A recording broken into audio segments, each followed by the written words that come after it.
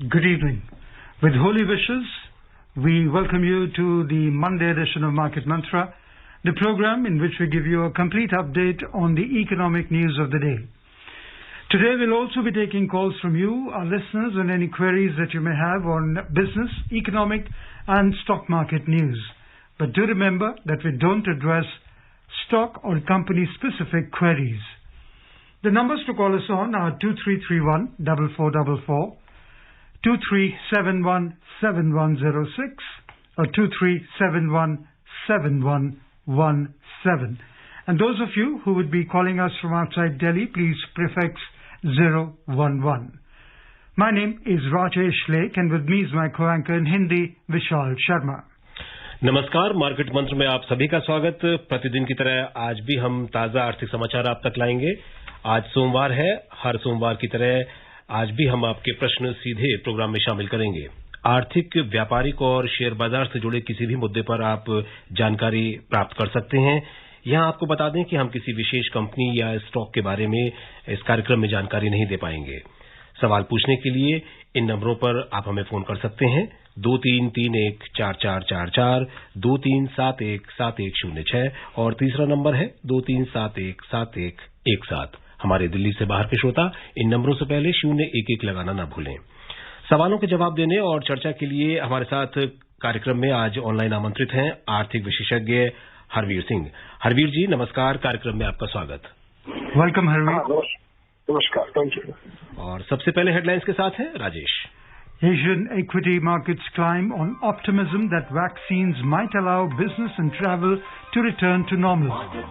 European stocks trade mixed as new lockdowns in the continent and a slower than expected vaccination program dented the economic outlook for Europe.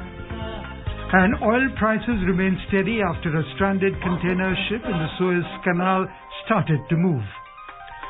Corona vaccine के बाद कारोबारी गतिविधियां और आवाजाही फिर सामान्य होने की उम्मीद से एशियाई शेयर बाजार चढ़े। कोरोना टीकाकरण की धीमी रफ्तार और यूरोपीय महाद्वीप में लॉकडाउन के नए प्रतिबंधों से यूरोपीय शेयर बाजारों में मिला जुला कारोबार और स्वेज नहर में फंसे मालवाहक जहाज के निकलने की संभावनाएं बढ़ने से कच्चे तेल के दामों में स्थिरता।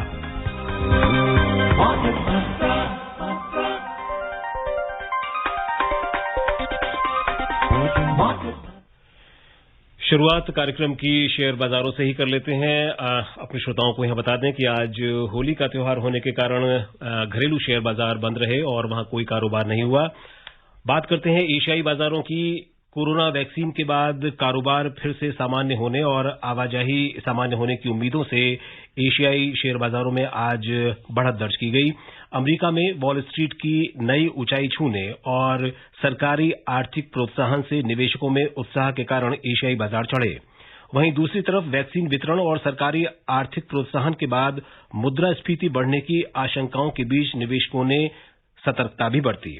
जापान का निकेई और सिंगापुर का स्ट्रेट्स टाइम्स दोनों 0.7% चढ़े और चीन का शंघाई कंपोजिट इंडेक्स 0.5% के लाभ में रहा।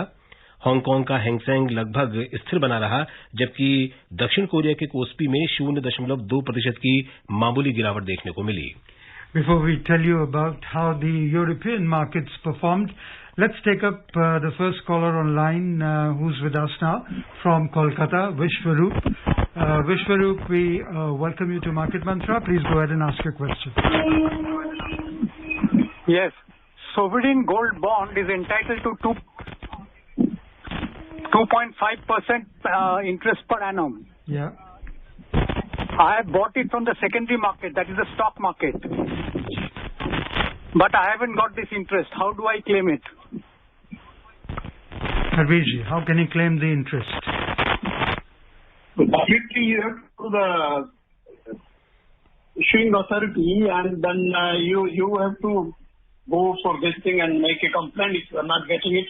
At the same time, you have bought it from there, but you must have basically updated your details and all KYC against the bonds.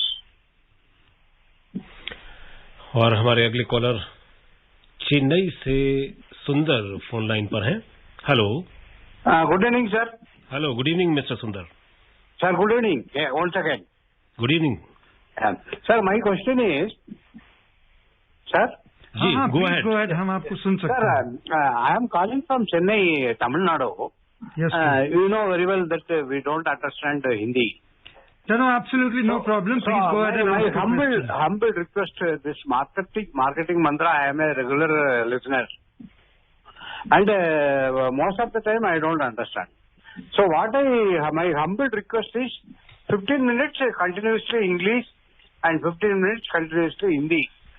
Okay. Mr. like Sundar, news- do you news- have any other question related to... This is my humble request that...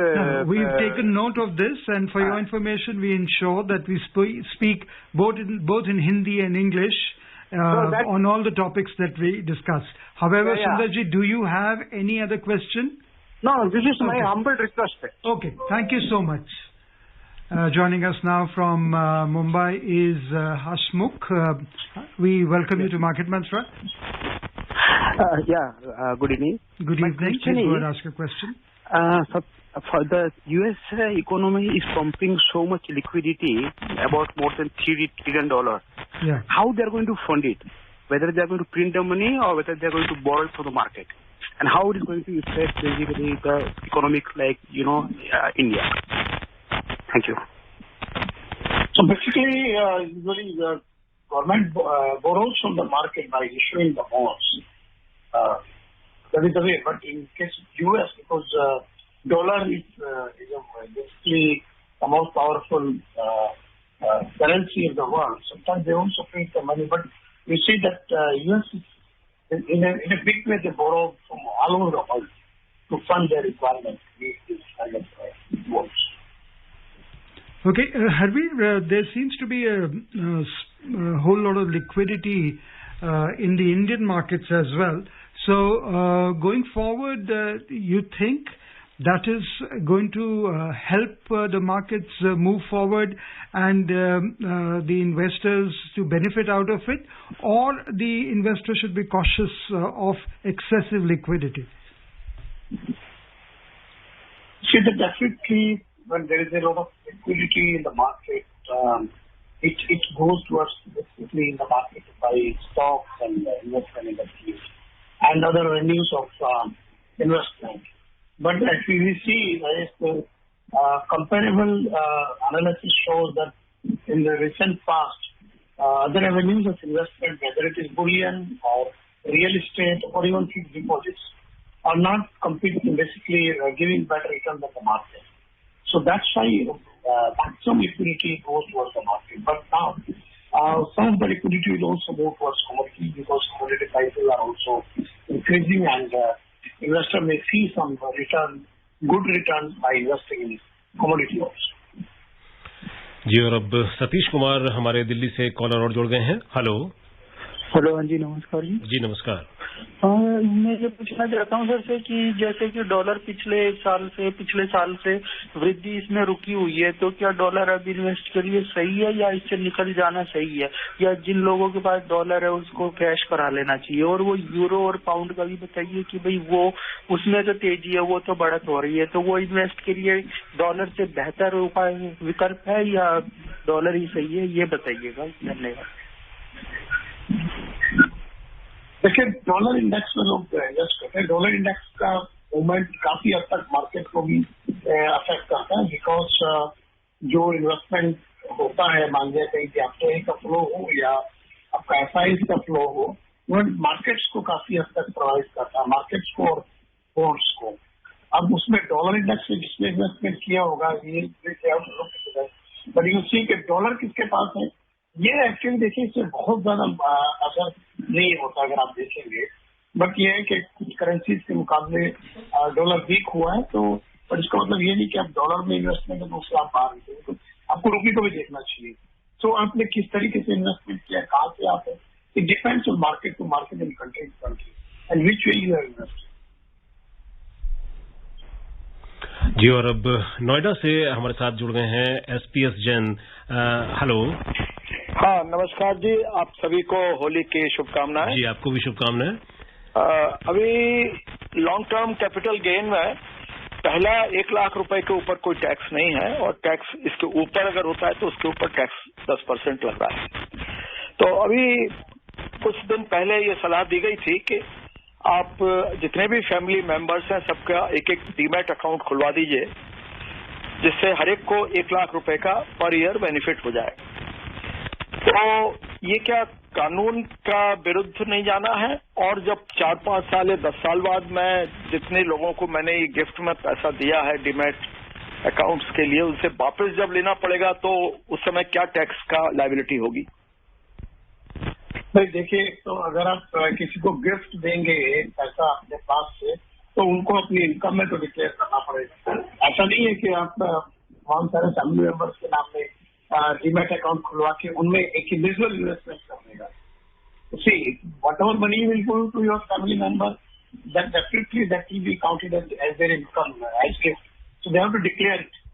और जब वो declare करेंगे तो उनका जो income के हिसाब से जो टैक्स कैलकुलेशन होगी उसमें वहां पर भी वो आएगा। उसके बाद उसको डीमैट अकाउंट में जाकर के इन्वेस्ट कर रहे हैं, मार्केट में क्या कर रहे हैं, that is the next stage of money to be used which वे।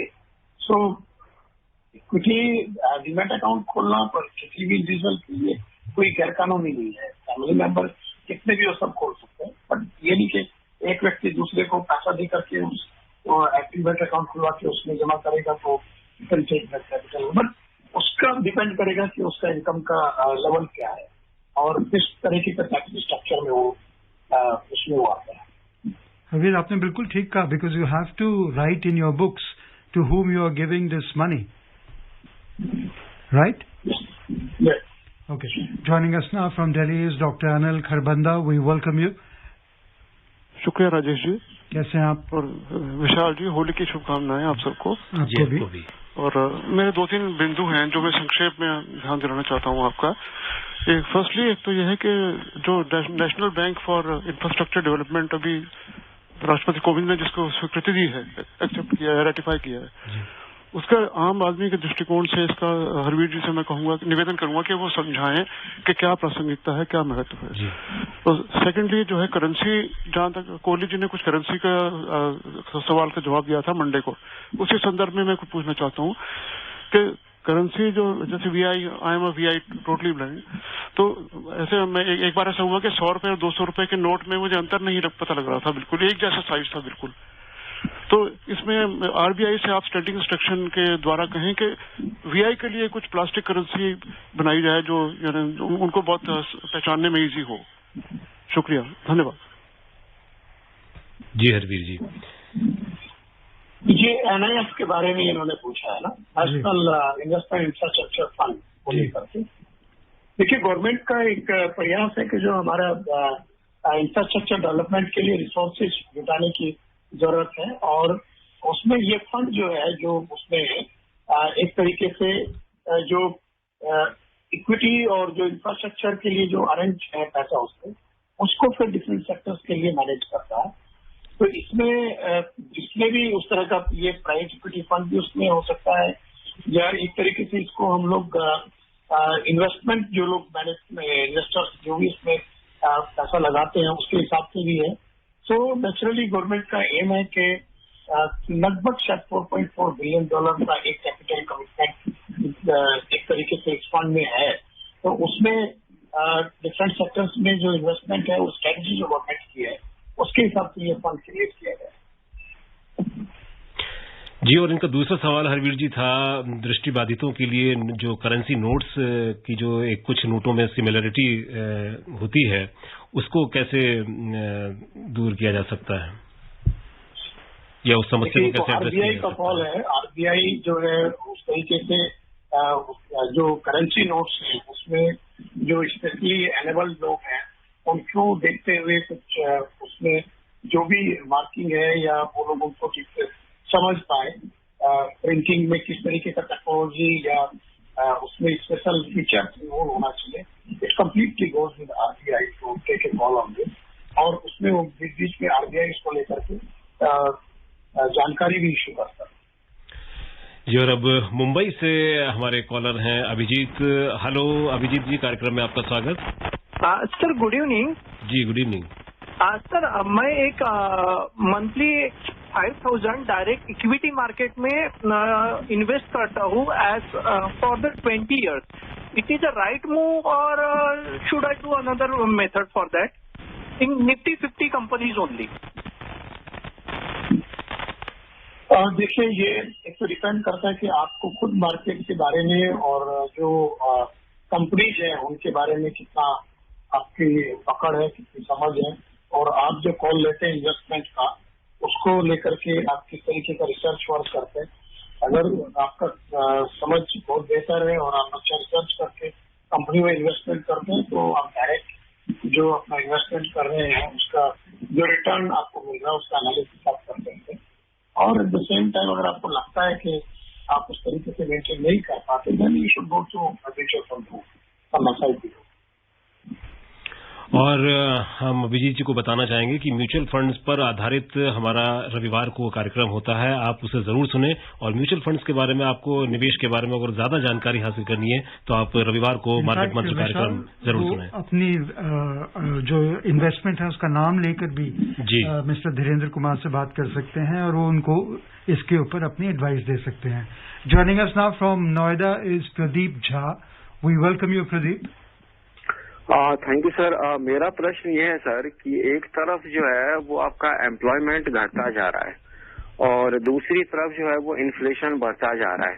खासतौर से यदि मैं ग्रोसरी की बात करूं तो सर पिछले 3-4 महीने में प्राइसेस जो है वो काफी हाइक हुआ है।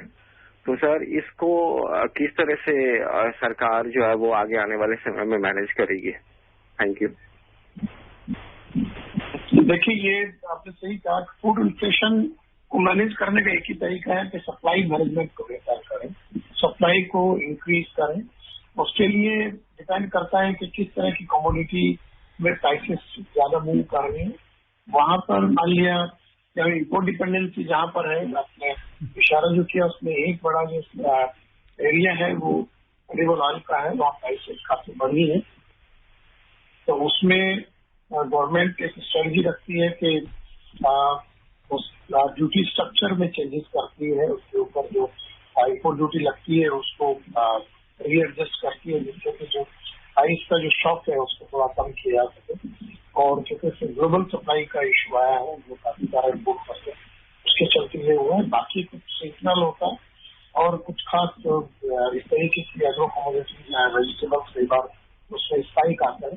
तो ये है, जहां तक कभी ये सीजन है तो इसमें शायद कुछ आपको फ्रूट्स एंड वेजिटेबल का प्राइसेस का थोड़ा मजबूती रहेगी, क्योंकि अभी जो सीजन है उसमें इनके सप्लाई के ऊपर चिंता काटा है, बहुत ज्यादा सप्लाई नहीं होगी। तो गवर्नमेंट का यही है। बाकी जो ग्रेन्स हैं उसका प्राइस मैनेजमेंट करने के लिए जो पीएस सिस्टम है उसमें गवर्नमेंट का सप्लाई काफी रहती है और फूड ग्रेन में इन्फ्लेशनरी प्रेशर उस तरीके का नहीं है। तो गवर्नमेंट का यही प्रयास रहता है कि सप्लाई को इंक्रीज किया जाए। Ratnakar from Mumbai, please stay with us as we tell you that the European stocks today traded mixed and in a narrow range as new lockdowns in the continent and a slower than expected vaccination program dented the economic outlook for Europe. However, European indices logged gains in early trade to be closer to a record high on optimism over a global economic recovery. In the morning trade, the equity indices rose marginally, tracking gains in Asia as investors grew confident about a strong global economic rebound from the COVID-19 pandemic led by the United States. European shares were mixed when reports last came in. London's FTSE 100 fell 0.3%, while France CAC and Germany's DAX added 0.3%. और रत्नाकर जी, आप सवाल पूछ सकते हैं अब अपना। Hello, good evening sir. जी good evening. हाँ, मेरा सवाल है कि अभी भारतवर्ष में कोरोना के पेशेंट फिर बढ़ना चालू हो गए हैं, तो टीका लगाने के बाद भी पेशेंट बढ़ रहे हैं, तो इसका इकोनॉमी पर कितना कैसा असर पड़ सकता है, ये एक सवाल है। दूसरा सवाल है कि अभी ये मार्च है, जनवरी फरवरी में जीएसटी का कलेक्शन कितना बढ़ रहा है, क्या नहीं बढ़ रहा है, ये है। और आईटी और फार्मा सेक्टर का इन फ्यूचर कैसा ये रह सकता है प्रोडक्शन। हरवीर जी। हाँ जी, देखिए, ये कोरोना के केसेस बढ़ रहे हैं, आपने ठीक कहा है। और इसमें जैसे मुंबई से महाराष्ट्र में सबसे ज्यादा केसेज आ रहे हैं। इनफैक्ट देश जो टोटल केसेज है उसमें महाराष्ट्र का सबसे बड़ा हिस्सा है। तो ये एक चिंताजनक तो है, और सरकारें लॉकडाउन लगाने से बच रही है, क्योंकि जो इकोनॉमिक एक्टिविटीज हैं वो धीरे धीरे पुराने प्री कोविड लेवल पर आ रही है। बट अगर इस तरह केसेस बढ़ेंगे तो इससे वहां पर मॉल्स वगैरह का जो टाइमिंग्स है बदल दिया गया है, मॉल्स कम हो गया है, तो ये बाकी के ऊपर भी असर पड़ता है।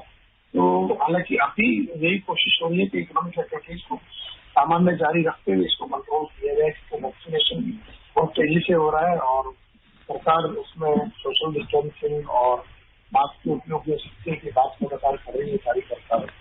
तो ये पहलू है।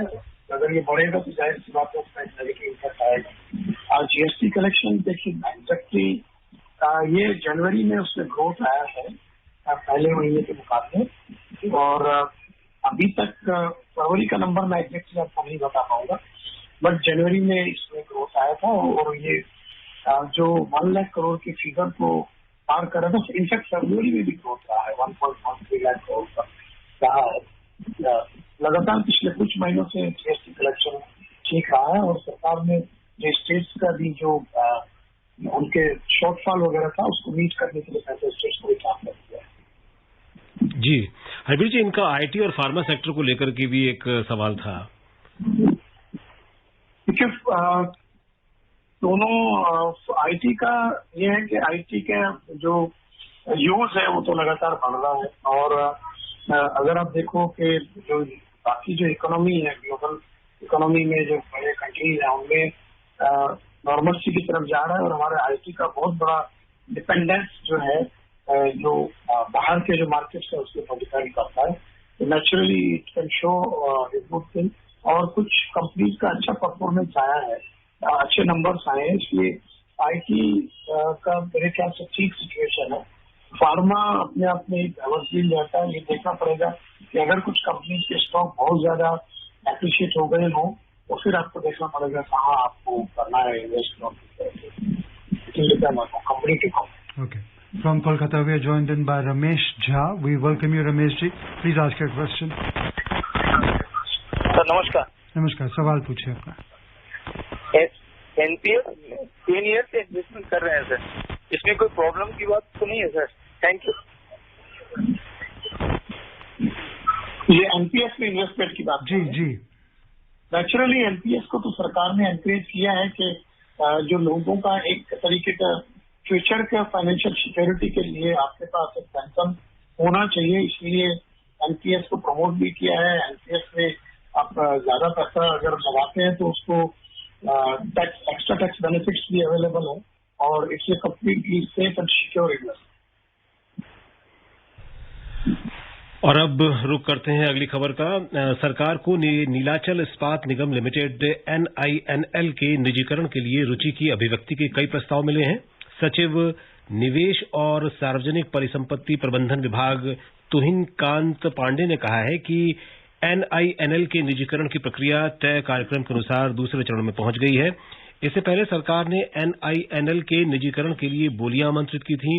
केंद्रीय सार्वजनिक क्षेत्र के 4 उपक्रमों और ओडिशा सरकार के 2 सार्वजनिक उपक्रमों के पास नीलाचल इस्पात निगम लिमिटेड की 93.7% हिस्सेदारी है, जिसे बेचा जाना है।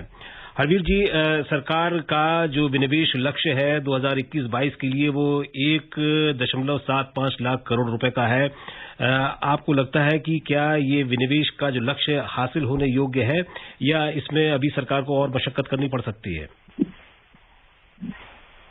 देखिए, सरकार ने काफी अग्रेसिव टारगेट रखा है डिसइन्वेस्टमेंट को लेकर के, और उसमें लगातार वो प्रयास करती है। अगर आप देखें कि जो कंपनी चिन्हित की है जिसका इन्वेस्टमेंट किया जाना है, उसमें इवन जो गवर्नमेंट और बाकी कंपनीज में अगर आप पब्लिक उसको करना है, ऐसे LIC को एक तरीके से लिस्टेड करने की बात है, उसमें टारगेट दिए भी है।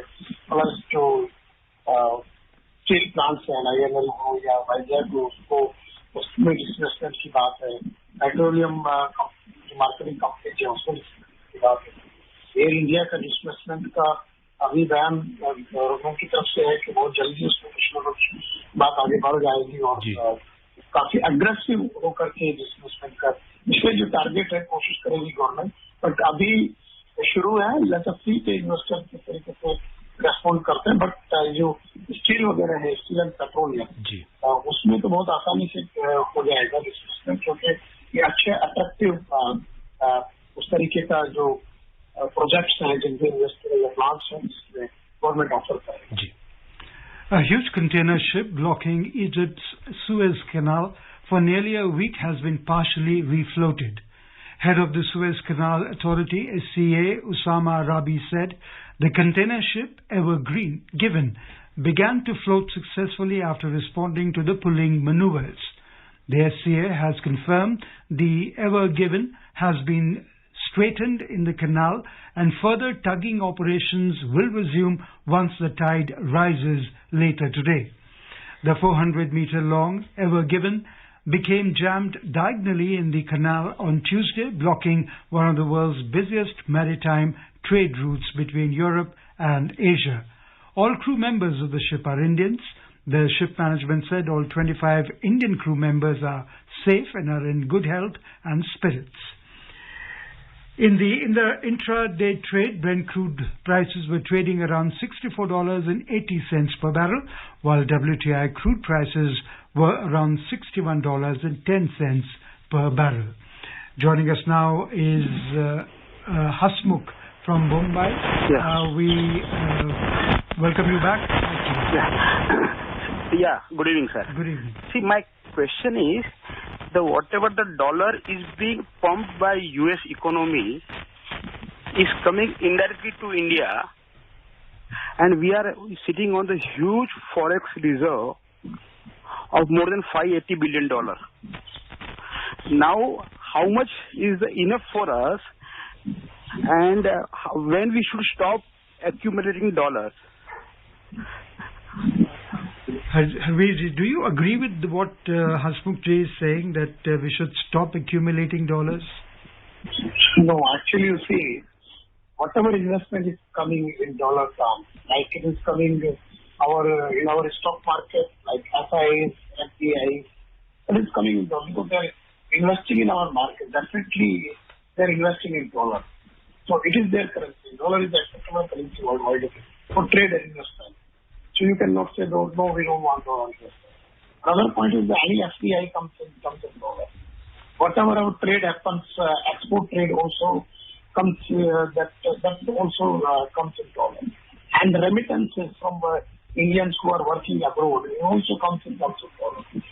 So any level, you cannot say that it is sufficient, we should stop at that level. That we say, at one time we used to struggle to have a minimum level of forex because we were not in the position, and we were at one time in 1991 we were at a level of default when we mortgaged our boat to have sufficient dollar for import essential commodities.